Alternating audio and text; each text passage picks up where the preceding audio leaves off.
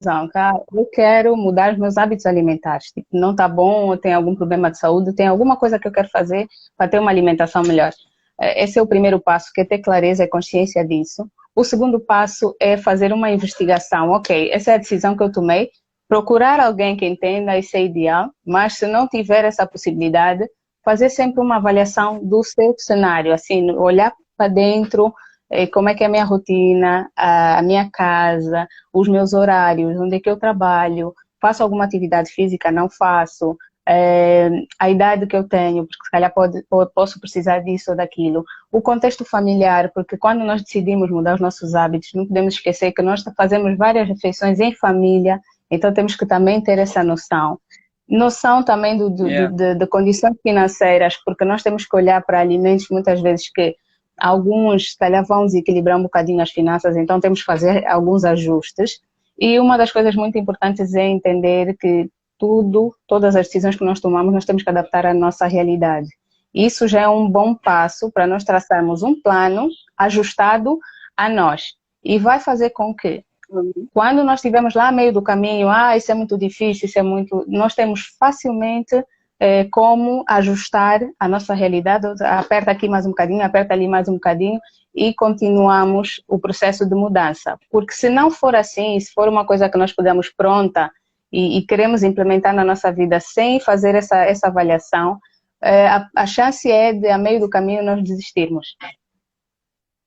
Yeah. E, e Olha, fica tudo muito mais difícil. yeah. Olha, eu queria já deixar falar aqui com o pessoal. Se vocês quiserem colocar questões, podem já ir colocando. Eu vou tentar anotar aqui para a gente ir fazendo para a Djamila, ou ela própria vai lendo e vai respondendo Uhum. dentro daquilo que a gente vai conversando, tá bem? Agora, eu tenho aqui uma pergunta que é: quais são os fatores, por exemplo, existem diretrizes que são comuns para todos? Por exemplo, quando eu decido tomar, você disse assim, temos que levar em consideração fatores sociais, fatores familiares, financeiros, como é óbvio, mas existem diretrizes que todo mundo pode seguir? Ou você acha que não, tem que ser mesmo um ajuste que a pessoa faça em função dela própria? É Por como um exemplo, guia, quantas sempre. vezes por dia eu devo comer, ou se, tipo, todo Uhum. mundo pode comer sempre 5 vezes, ou 6, ou 10 vezes por dia? Sim. Sempre tem um guia, sempre tem uma base para orientar. Isso é bom para nós, facilita a vida, porque senão estaríamos perdidos. Ok, agora eu quero mudar. Tem sempre um padrão, sempre existe um padrão que é uma orientação. Hoje em dia, trabalha-se muito com um prato, com um modelo de prato. Por muitos anos trabalhou-se com uma pirâmide. Não sei se alguém aqui já viu a pirâmide alimentar, mas que vinha com os alimentos na base, depois ia subindo os níveis da pirâmide. Hoje em dia trabalha-se com prato mesmo e com a distribuição em percentagem, quantos por cento de salada, verduras e legumes, quantos por cento de carboidrato, proteína, e essa é a nossa matriz, né? O nosso guia. Mas depois, aí, a partir dessa base, nós vamos fazendo o ajuste para a nossa realidade. Por exemplo, nós estamos em Angola, né? E aqui há pratos muito específicos, há alimentos muito específicos. E quando nós falamos das guias e padrões, muitas vezes eles são feitos a nível internacional. Então, quando nós olhamos para aquele prato, nós vamos depois ajustar, o que eu tenho aqui que é parecido com isso? E vamos ajustar assim.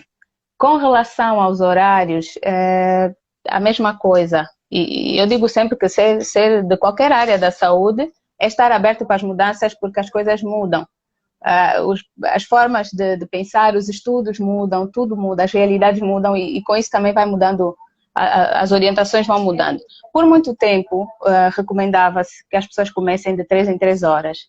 Isso porque justificava-se principalmente a questão do açúcar no sangue, justificava-se a questão de nós termos, se ficássemos num período muito longo em jejum, que haveria o risco de baixar muito o açúcar no sangue e depois as pessoas terem problema com desmaio, com essas questões, principalmente.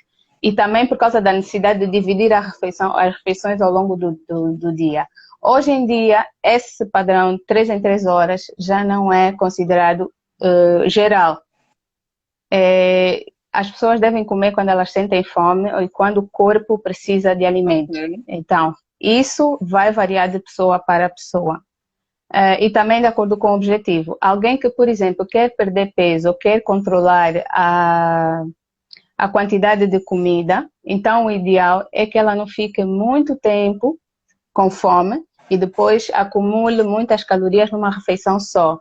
Então, essa pessoa, se calhar, vai fazer refeições mais partidas, mas não há um tempo de 3 em 3 horas assim específico. E também o número de refeições, que é de 5 a 6, vai variar também dependendo da pessoa. Há pessoas que hoje em dia já fazem só 3 refeições principais. Isso também não quer dizer que elas, no tempo em que não estão a comer, estejam sem nada. O ideal é sempre estar a hidratar, sempre beber uma água, beber um chá, algum líquido para hidratar, aproveitar para hidratar o corpo nesse período, mas é assim, já não há uma regra de 3 em 3 horas eu tenho que estar a comer. Eu tenho que ouvir o meu corpo e perceber se sinto fome ou não naquele horário. E quando sinto fome, ainda tentar ver se é fome ou se é sede, porque nós temos as duas sensações misturadas. Não conseguimos saber se é fome ou se é sede. O ideal é beber primeiro água, um copo com água, esperar mais um bocadinho. Se for mesmo fome, aí comemos. Acho que Boa. é. Olha, o Valdir fez aqui 2 perguntas, eu queria entrar nelas já já, mas ainda dentro dessa colocação que você fez, eu queria fazer uma pergunta minha, uma curiosidade minha. Matar a sede pode ser com suco, por exemplo? Tipo, Não, tenho sede, posso beber um suco? não. É sempre é água. Água mata a sede. No máximo, uma coisa que ajuda e que também mata a sede, mas é a água saborizada, que é aquela água onde nós colocamos maçã, alguma fruta, algum tempero, para deixar a água mais equilibrada, mais alcalina. E nisso, como a maior percentagem é de água, também vai matar a sede. Mas o sumo não, nem sumo, nem gasosa, nem bebida alcoólica. Por quê? Porque são bebidas que naturalmente têm açúcar ou sal, ou sódio. E isso, a nossa sensação de sede tem a ver com um desequilíbrio. Nós, por um lado, temos sódio, por outro lado, nós temos a água que dilui esse sódio. Se tivermos a ingerir um líquido que também tem açúcar ou sódio, a sensação de sede não desaparece. Dá a falsa ideia de que estamos a matar a sede, mas não desaparece, depois vamos sentir sede assim sucessivamente.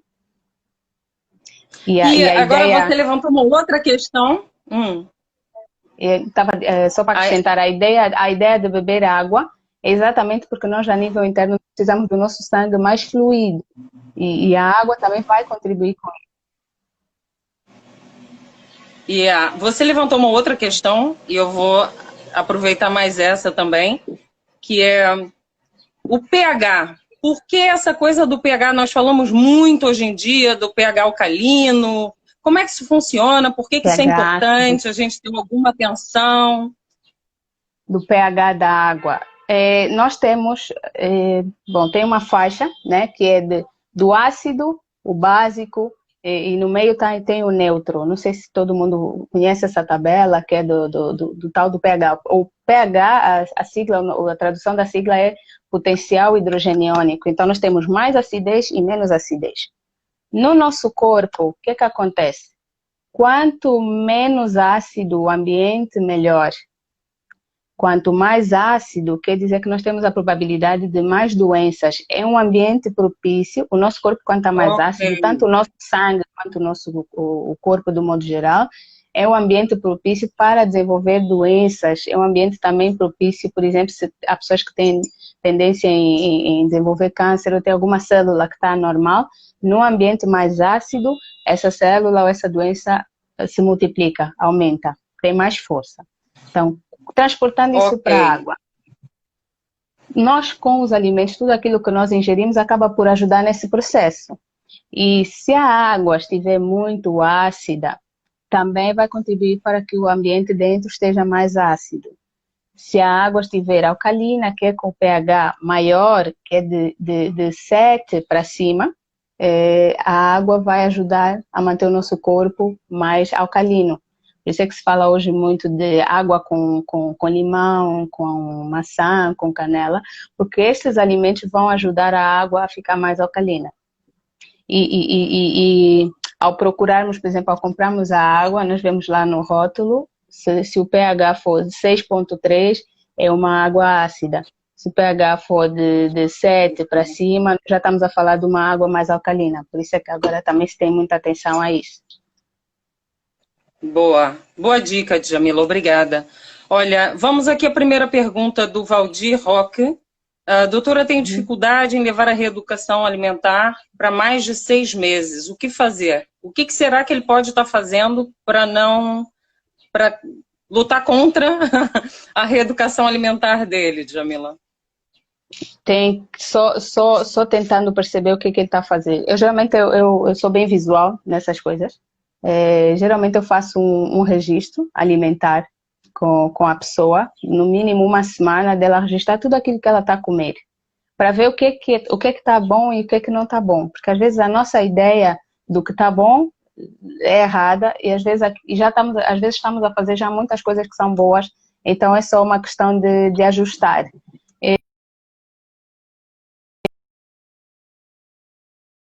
Fazer que achas que ainda é errado e que podes melhorar, e a partir daí tentar ver por que não consegues melhorar esses hábitos, porque quando nós falamos em reeducação alimentar é uma coisa muito geral, mas depois cada pessoa tem que saber exatamente que hábito alimentar não está conseguindo mudar. Se é comer doce, se é ajustar os horários, se é beber mais água, se é comer saladas, tentar ver o que não estás a conseguir implementar a longo prazo. Ok. E aqui nós temos uma outra pergunta que ele também fez, que é com relação à proteína. Peraí, perdi aqui a pergunta do Valdir. O que acha sobre pesar a proteína e carbo? Dá para saber a quantidade de cada um deles sem ter que pesar? Uma referência, né, do que deveria comer todos os dias, em cada refeição. Aquele prato, eu depois também posso partilhar lá nos stories. No prato que eu falei, tem 50% do prato, né, imagina um prato redondo, então metade do prato, 50%, teria verduras e legumes, né? Que é a parte da salada ou dos legumes, dos vegetais estão ali. A proteína estaria, depois na outra metade nós teríamos 25% proteína e os outros 25% carboidrato e gordura saudável, essa mistura. E quando nós falamos ali da proteína, não é só carne, peixe, entra também o feijão, lentilha, grão de bico, ervilha, que também são as proteínas vegetais. Quem tem uma alimentação mais vegetariana está muito habituada a compensar essa falta da proteína animal, né, que vem da carne, do peixe, com a proteína vegetal. Então, essa é a distribuição. Não, com relação a pesar a comida, não, eu não vejo necessidade de pesar, essa é a minha opinião, né? Quando se trabalha em reeducação alimentar, não é uma questão de pesar tudo aquilo que eu vou comer, é uma questão de ajustar a quantidade à minha necessidade. E para isso eu não preciso de estar a pesar a comida. É diferente de fazer uma receita, nós precisamos ter exatamente aquele ingrediente na quantidade certa para não estragar o bolo, por exemplo. Mas na alimentação, não. Nós precisamos de garantir que temos esses nutrientes. Por exemplo, tem um grupo que dá energia e aumenta a imunidade. Eu vou aumentar porque essa fase, eu estou a entrar na fase que está mais frio, se calhar a tendência maior em ter gripes, resfriado, então vou aumentar um bocadinho mais esse grupo. Preciso de mais energia no início do dia, então vou aumentar esse alimento que dá mais energia. É mais aí, não tanto pesar a comida. Boa. Aqui a Neide também faz uma pergunta sobre jejum intermitente, como forma de controlar a compulsão alimentar e também para perda de peso. Você recomenda o jejum intermitente? O jejum é como... Hoje está muito na moda, né? Essa coisa de jejum intermitente. Mas da mesma forma, o jejum na verdade já se faz, né, Carla? Imagina as pessoas que fazem jejum por questões religiosas, algumas culturas, alguns povos que já fazem jejum, isso já fazem há muito tempo. Ficam um longo período sem comer e depois voltam a comer. E nós também fazemos jejum todas as noites. Quando nós paramos de comer no horário do jantar e vamos dormir, o nosso corpo fica aquele tempo todo sem receber alimento. O jejum é isso, é o corpo não receber nenhum alimento que obriga o estômago a trabalhar. E nesse período nós vamos ter tempo o corpo vai focar em outras coisas, renovar células, vai focar em outras atividades. Por que o jejum hoje é uma coisa que está a ser bem estudada e divulgada? Sim, faz muito sentido que nós, uma vez que não estamos a gastar tanta energia, nós não estejamos toda a hora a comer. Então, hoje reforça-se muito essa necessidade de equilibrar o comer e o não comer, que é uma coisa que parece que se perdeu ao longo do tempo. As pessoas acabam por orientar o dia para comer e o jejum entra para isso. E a outra coisa é que já há vários estudos que comprovam que o jejum tem benefícios no equilíbrio do açúcar no sangue, na compulsão alimentar. Mas qual é a atenção que eu deixo aqui, a chamada de atenção? Não é um jejum feito por conta própria e de qualquer forma. Existe um protocolo, existem alimentos específicos para quebrar o jejum. Então, não é eu ficar em jejum, mas depois comer qualquer coisa quando acabar o jejum. Não, tem que ter esse cuidado. E também existe o protocolo, porque há jejum de 10 horas, 12, 14, 16, 24. Há pessoas que depois podem fazer até 3 dias em jejum. E nesse período é preciso controlar os níveis de sangue, é preciso saber se a pessoa tem algum problema de saúde, é preciso saber se a pessoa tem condições de ficar em jejum pelas atividades que exerce durante o dia, e há uma adaptação que o corpo precisa ter. Então, sim, o jejum é uma estratégia usada e tem muitos efeitos e muitos benefícios, mas ter sempre esse cuidado de ter um acompanhamento. Então, basicamente, o nosso corpo já faz um jejum intermitente naturalmente, né? Não é preciso forçar isso. Qualquer outro tipo de jejum intermitente.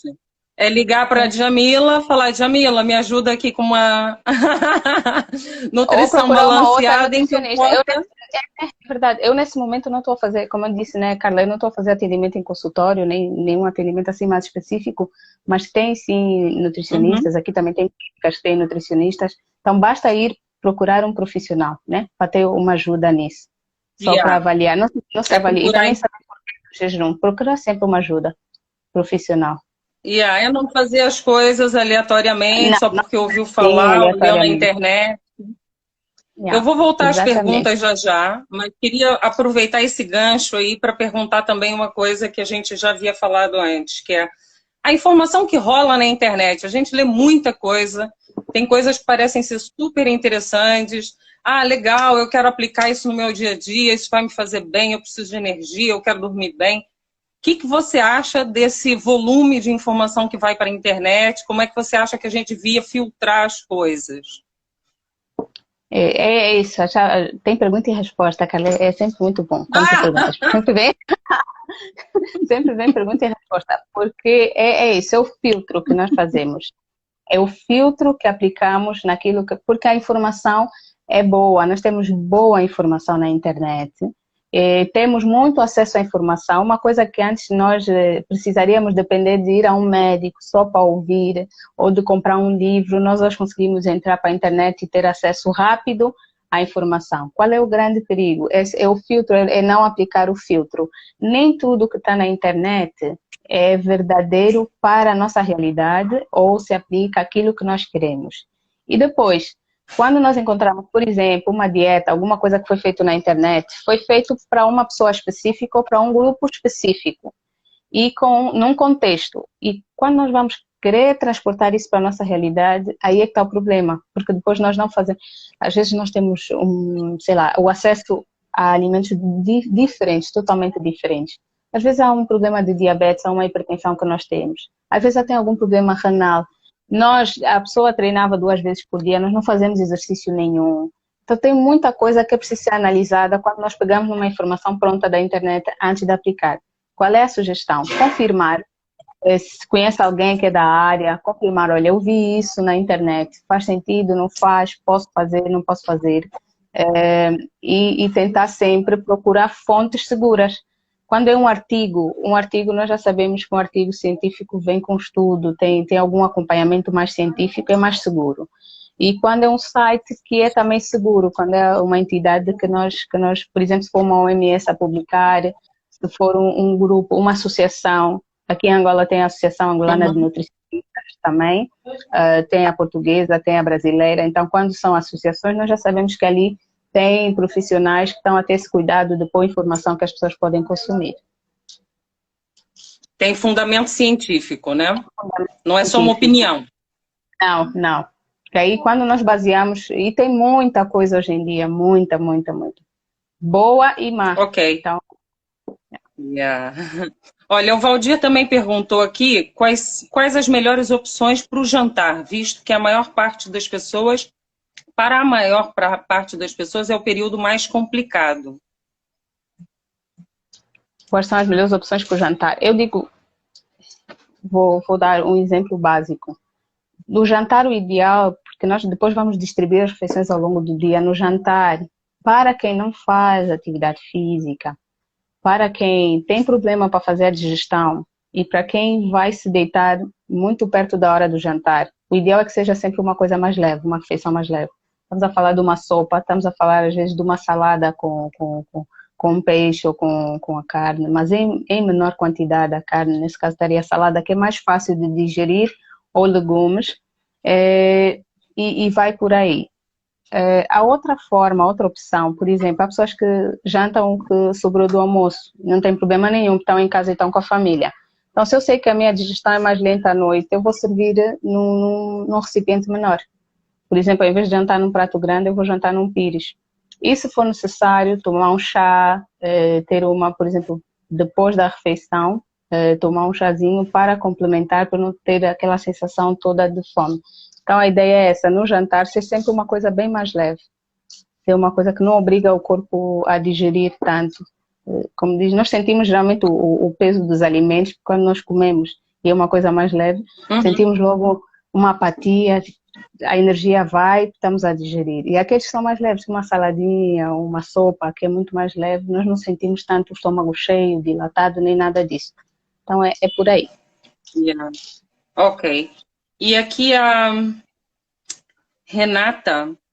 Elis Renata, coloca uma pergunta que é: qual água aqui de Angola você recomendaria? Eu acho que falando um pouco sobre a questão do pH das águas e tudo mais. Não sei se tem uma marca específica, né? Não, eu não recomendaria marcas. Eu recomendaria que, na hora de comprar a água, seja qual for a marca, olhar para o rótulo e ver qual é o número que está lá do pH. Então, por exemplo, se é 6,5, eu sei que essa água tem um pH mais baixo. Se for 7 ou se for 7,5, já sei que essa água tem um pH mais alto. E se eu não encontrar nenhuma água com pH baixo, que também é muito provável e não tem problema nenhum, eu posso depois fazer alcalinizar ou deixar essa água mais alcalina em casa. Como? Ao chegar a casa, eu vou colocar num recipiente a água e eu vou colocar limão em rodelas, ou espremer o limão. Posso colocar gengibre, posso colocar ananás, que também deixa mais alcalina, posso colocar canela, posso colocar essas coisas, deixar a água repousar para aí umas 5 horas e depois consumir essa água. E tem também uma outra forma que é deixar a água apanhar a luz do sol por umas 4 horas. Também alcaliniza. Numa garrafa sempre de vidro e deixar apanhar a luz do sol. Então são formas caseiras caso a pessoa não encontre uma água com pH alto, dá para fazer em casa. E regra geral, muita gente já coloca mesmo o limão, independentemente do pH, vai colocando o limão na água, por causa dos outros benefícios. O limão também tem vitamina C, não é só por causa da questão alcalina, mas tem outros benefícios. Yeah. Agora, aproveitando aí esse ponto, eu sempre ouvi falar que a mistura de alimentos muitas vezes pode ser beneficial ou prejudicial. Nesse caso, a água alcalina, essa água que a gente tem lá, a frutinha, ou enfim, a canela, ela pode ser bebida a qualquer momento, pode se misturar com qualquer alimento, não vai causar acidez, não vai causar, enfim, não vai causar mal-estar. Como é que é isso? De um modo geral, existe essa interação entre os alimentos, né? A água, o melhor período para consumir água é entre as refeições, que é um horário em que nós não estamos a consumir mais nada. No máximo, se estivermos a consumir um lanchinho muito leve. Então, esse é o melhor período para nós estarmos a consumir a água sem interferir muito com os outros nutrientes. Se estivermos a falar do horário do almoço ou do jantar, ou mesmo no pequeno almoço, estamos a beber muita água, aí sim vai atrapalhar, no caso, a absorção de outros nutrientes que possam estar na alimentação.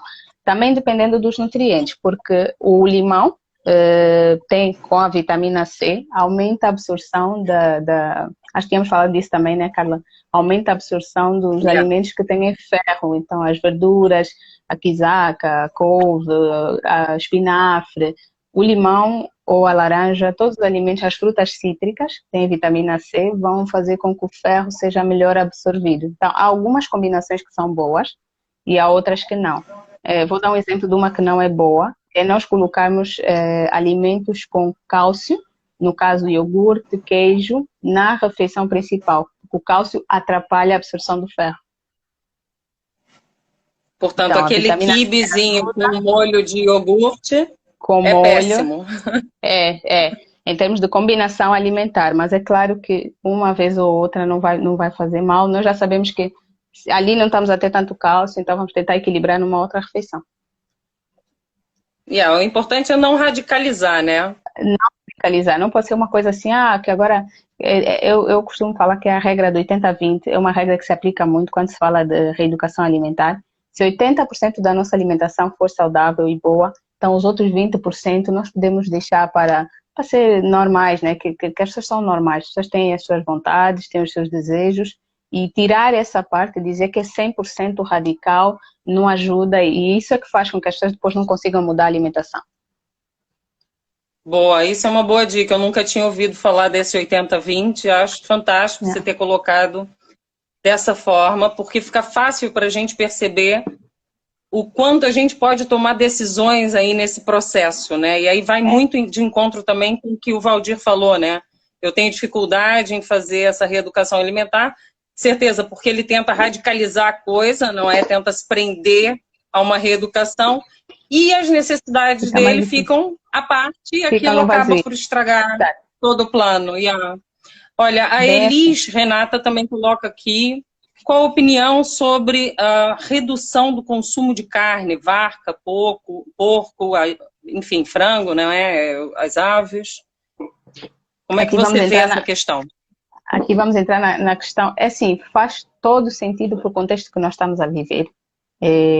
Geralmente se diz que depende de como é que essa carne, para quem não é vegetariano, o consumo de carne tem que se ter muito, muito cuidado com a forma como a carne hoje é criada, é abatida e é entregue ao consumidor.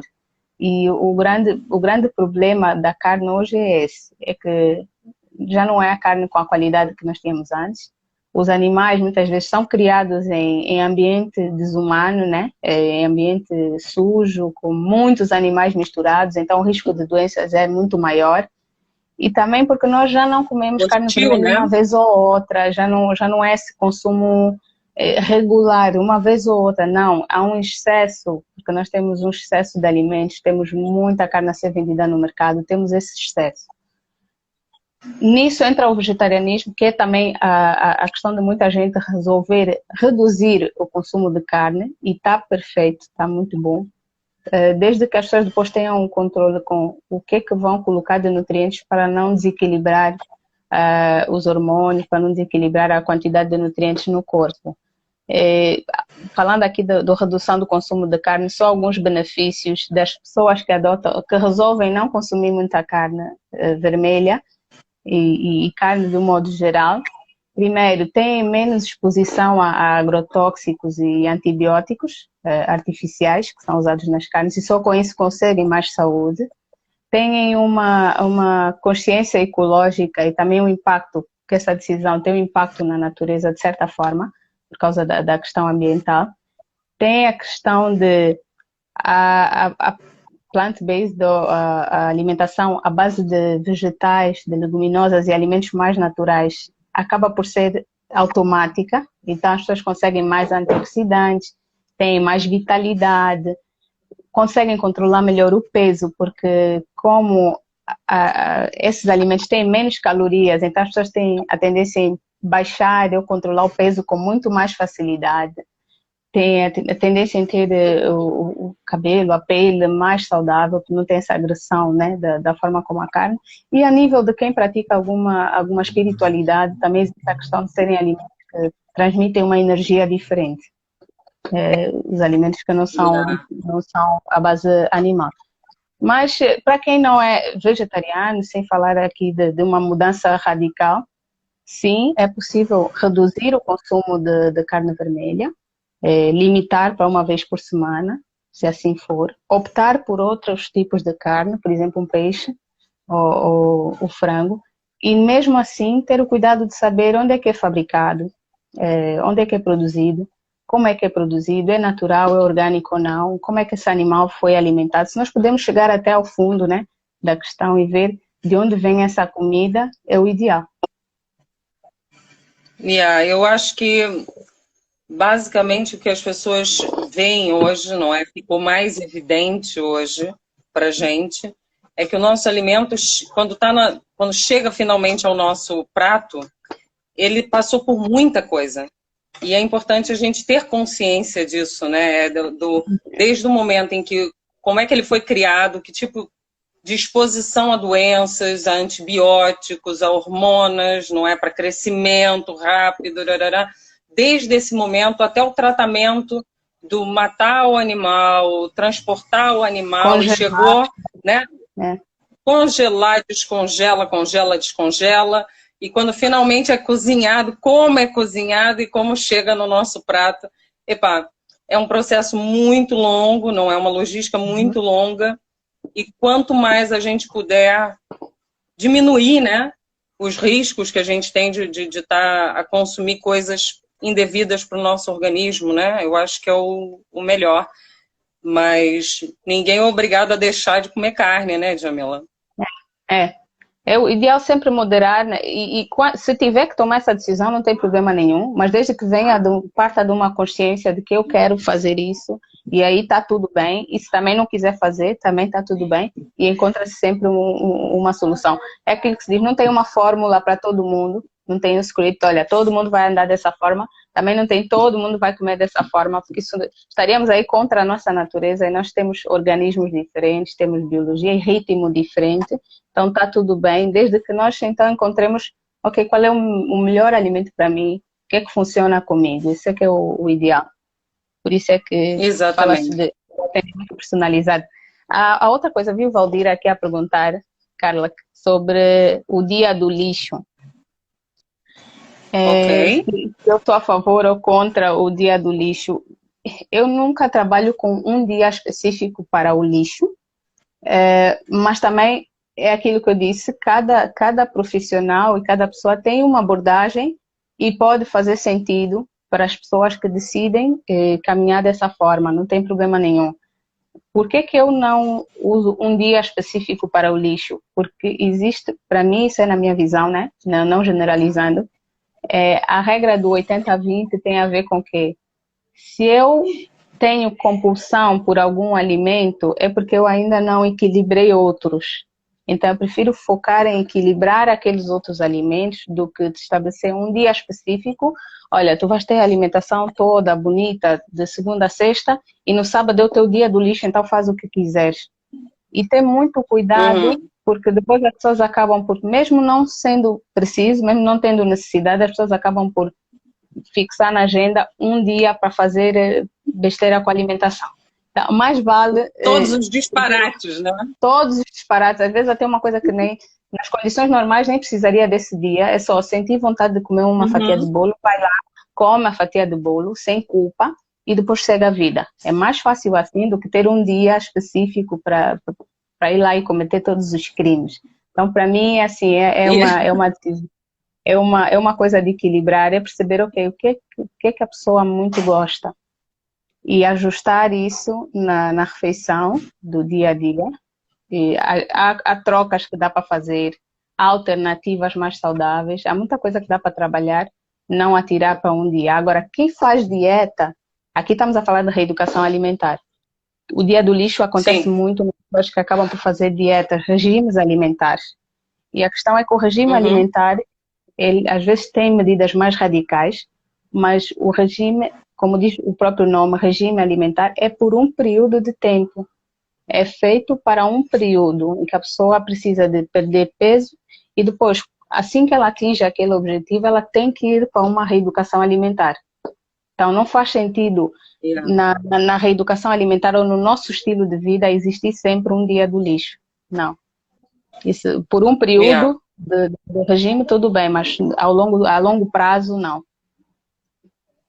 Narushka, eu vou já na sua pergunta, tá bem? Eu estou só querendo Nota fechar essa privada. questão que foi levantada, da reeducação versus dieta, né? Eu acho que as pessoas têm essa coisa de dizer, ah, não, eu preciso fazer uma dieta, será que eu vou ter que fazer dieta pro resto da minha vida? Porque a dieta é uma alimentação muito restrita, né? Mas é suposto ser durante um período de tempo. Um Mas eu período de vejo tempo. pessoas fazerem dieta ad eternum, né? Parece que a vida delas é uma dieta. Como é que Porque você não vê mudam, isso? não, porque não fazem a reeducação alimentar. E às vezes, eu já vi muitas vezes o que acontece? A pessoa faz uma dieta por um período, ela vê resultados e desiste do acompanhamento, não faz a reeducação alimentar, que é o processo mais demorado, né? Não faz essa parte da reeducação alimentar, e quando ela sente que voltou a ganhar os quilos, volta a fazer uma dieta. Então, e fica um ciclo vicioso, vive como se diz hoje em dia, a cultura de dieta. A dieta, ela é uma estratégia por um período de tempo, mas depois é preciso que a pessoa descubra qual é o meu estilo alimentar que eu vou ter para a minha vida toda. Dentro disso, já que eu já tenho o peso que eu quero, como é que eu vou manter esse peso? E a dieta não ajuda a manter peso. A dieta ajuda a perder ou a ganhar por um período de tempo, mas não ajuda a manter. Manter é a Não, reeducação alimentar.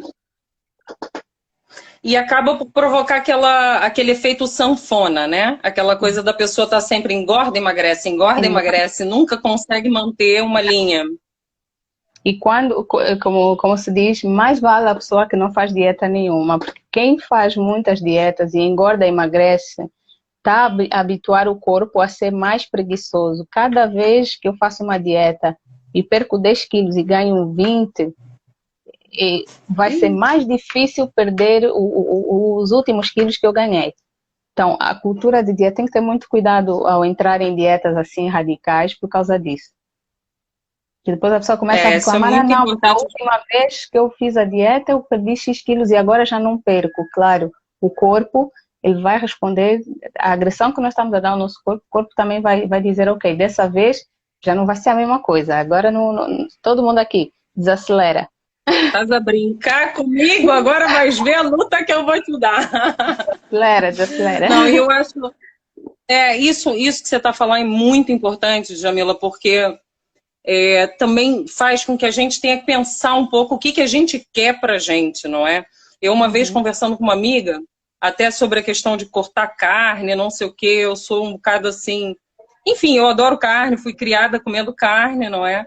Mas em algum momento na minha vida eu percebi que eu não preciso comer tanta carne. E eu vou ficar saudável na mesma e vou me sentir com mais energia muitas vezes, não é?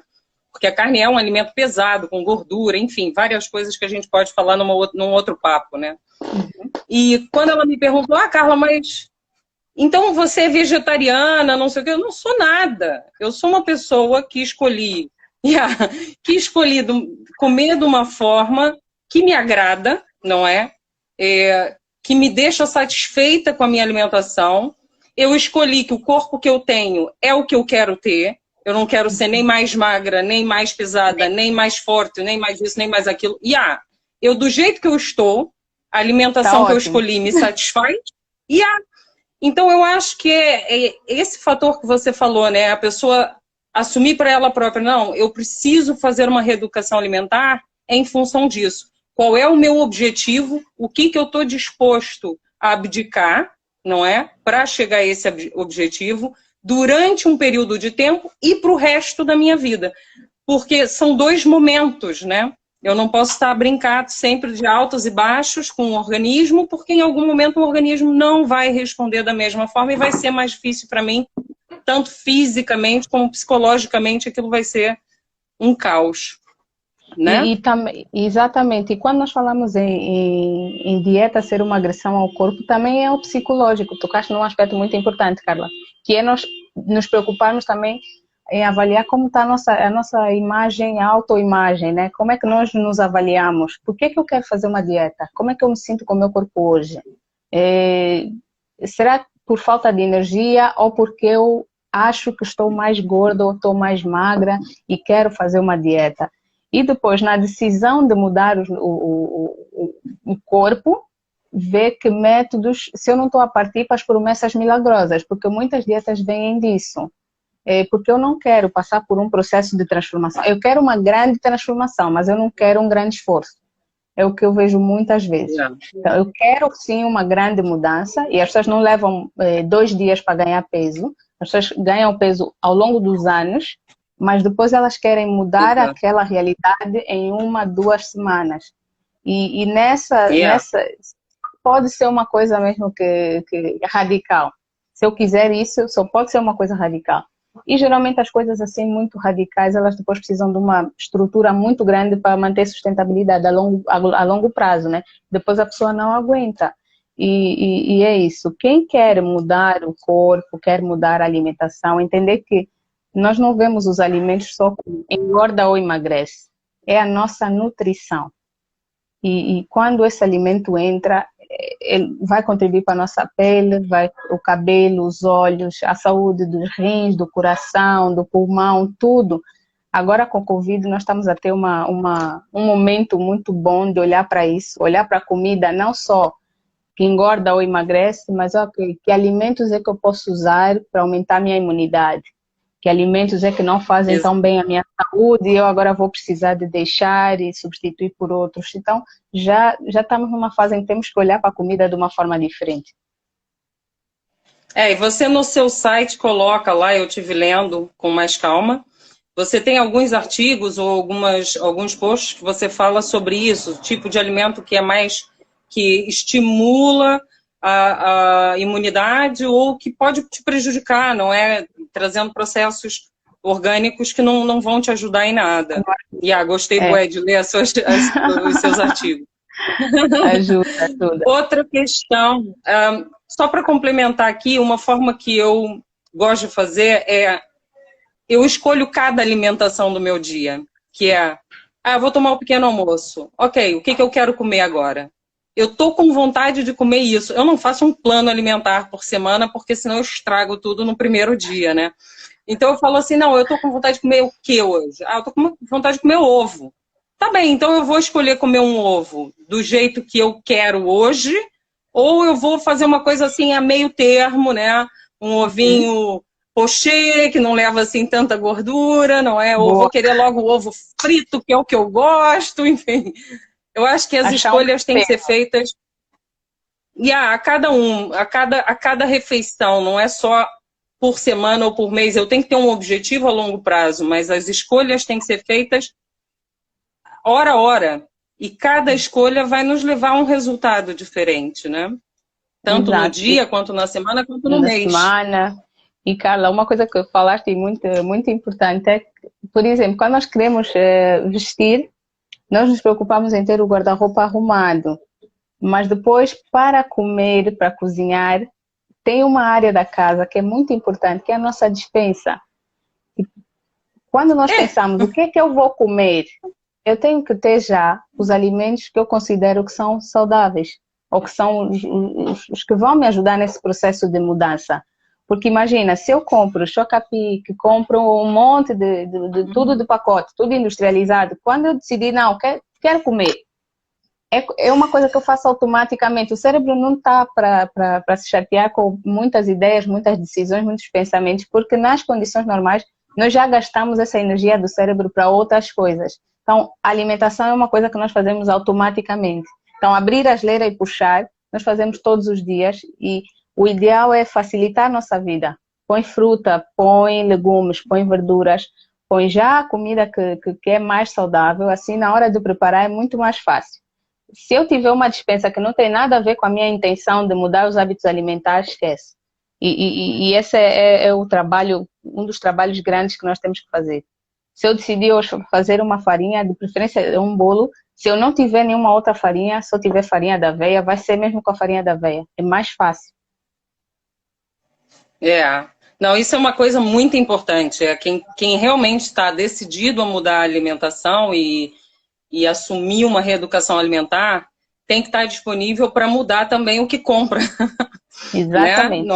Se toda hora eu Exatamente. tiver acesso a um refrigerante, é mais fácil eu estar sempre a quebrar a minha A puxar. alimentação com o refrigerante. É mais fácil, é E o simples. cérebro Agora, engana. Como é que Naruto, a Nara, deixa eu só complementar, o cérebro engana muito. Às vezes nós, para quem quer mudar, aceitar também que às vezes há coisas que, se dependessem só da nossa vontade, nós já estaríamos lá.